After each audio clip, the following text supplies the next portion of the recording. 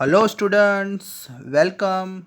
I am Nimit sir and today we are going to start chapter number 10, light reflection and refraction. So this is our physics part और आज मैं आपको physics के बारे में थोड़ा बहुत बताऊंगा कि फ़िज़िक्स में लाइट क्यों इम्पोर्टेंट रोल प्ले करता है और हम जो टॉपिक्स पढ़ने वाले हैं आज वो है reflection and refraction.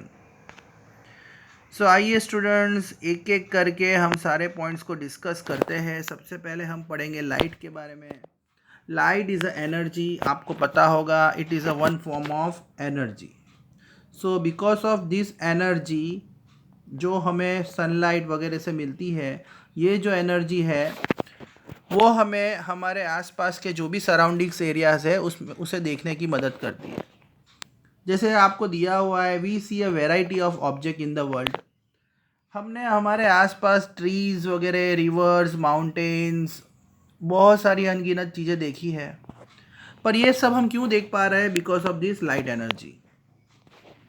However we are unable to see, पर जब हम अंधेरे में जाते हैं, अगर कोई हमारे रूम में रोशनी नहीं होती, लाइट नहीं होती, तो हम वो ऑब्जेक्ट को नहीं देख पाते। रूम के अंदर जो भी ऑब्जेक्ट्स पड़े हैं और अगर डार्कनेस है, अंधेरा है, वहाँ पे लाइट एनर्जी नहीं है, तो हम उसे नहीं देख पाएंगे बिकॉज वहाँ पे लाइट अवेलेबल नहीं है। तो जो ऑब्जेक्ट्स होंगे वो रिफ्लेक्ट नहीं करेंगे, क्योंकि आपको पता होगा जो लाइट एनर्जी है, जब वो कोई पर्टिकुलर ऑब्जेक्ट पे गिरती है तो रिफ्लेक्शन होता है, और उस रिफ्लेक्शन के वजह से हमारी आंखों में जो रोशनी जाती है तभी हम देख पाते हैं। तो मैं आपको जैसे एक एग्जांपल बताऊं, जैसे ये हमारा आईना है, समझ लीजिए ये हमारा आईना है, यहाँ पे हम खड़े हैं। ओके स्टूडेंट्स, तो यहाँ पे जो रोशनी गिरेगी, यहाँ पे जो रे गिरेगा, वो रे होगा इंसिडेंट रे, उसे हम बोलेंगे इंसिडेंट रे। और जब ये इंसिडेंट रे ये ऑब्जेक्ट के साथ टकराएगा तो उसका रिफ्लेक्शन क्रिएट होगा, उसे हम बोलेंगे रिफ्लेक्टेड रे। और बीच में जो रे होगी उसे हम बोलेंगे नॉर्मल रे।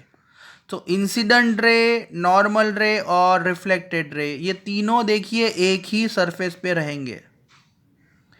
मतलब यहाँ पे जो मैं खड़ा हूँ तो आईने के जो पीछे, बिहाइंड द मिरर, मैं ही दिखूंगा। यहाँ पे जो मेरा डिस्टेंस होगा वो डिस्टेंस यही रहेगा मेरा। यहाँ पे जो मेरी हाइट होगी वही हाइट मेरी यहाँ पे दिखेगी।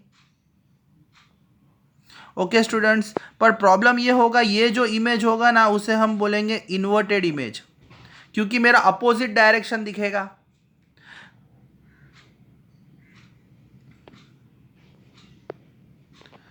So because of these light rays, we are able to see all things.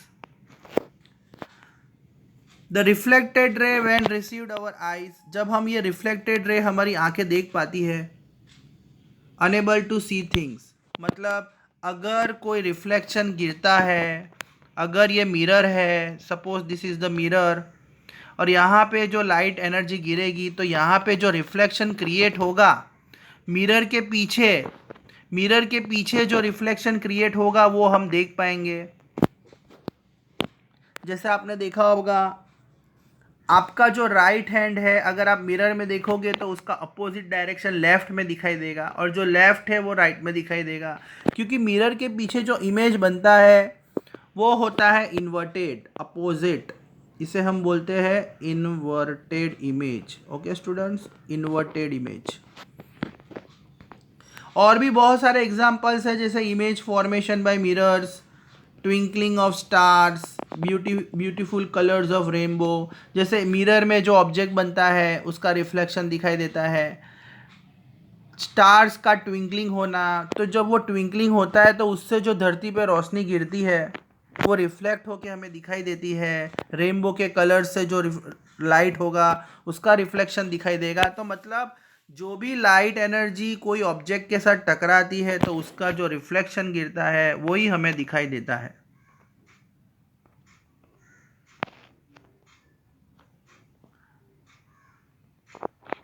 अब स्टूडेंट्स एक और बात मैं आपको बताऊंगा कि जब भी कोई लाइट ट्रैवल करता है और उसके बीच में कोई ऑब्जेक्ट आ जाता है तो एक शार्प शेडो क्रिएट होता है।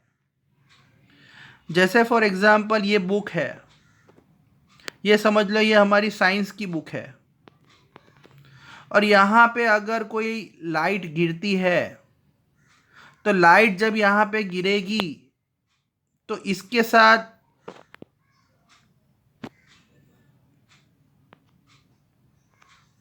वो टकराएगी और वो थोड़ी बैंड हो जाएगी, सब जगह से बैंड होगी।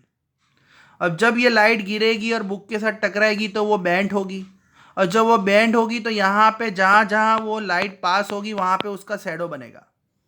आपको पता होगा जो शैडो क्रिएट होता है, जैसे फॉर एग्जांपल आपके रूम में लाइट पास हो रही है और वो जो भी ऑब्जेक्ट के साथ टकराएगी तो उसके पास से जो शैडो क्रिएट होगा उसे शार्प शैडो बोला जाएगा। और जब भी कोई शैडो क्रिएट होता है तो वो स्ट्रेट लाइन में नहीं जाता, उसके वजह से जो शैडो क्रिएट होता है उसे डिफ्रैक्शन बोला जाता है। तो whenever there is a shadow, जब भी कोई परछाई क्रिएट होती है और उससे जो सेट बनता है उसे डिफ्रैक्शन बोला जाता है स्टूडेंट्स।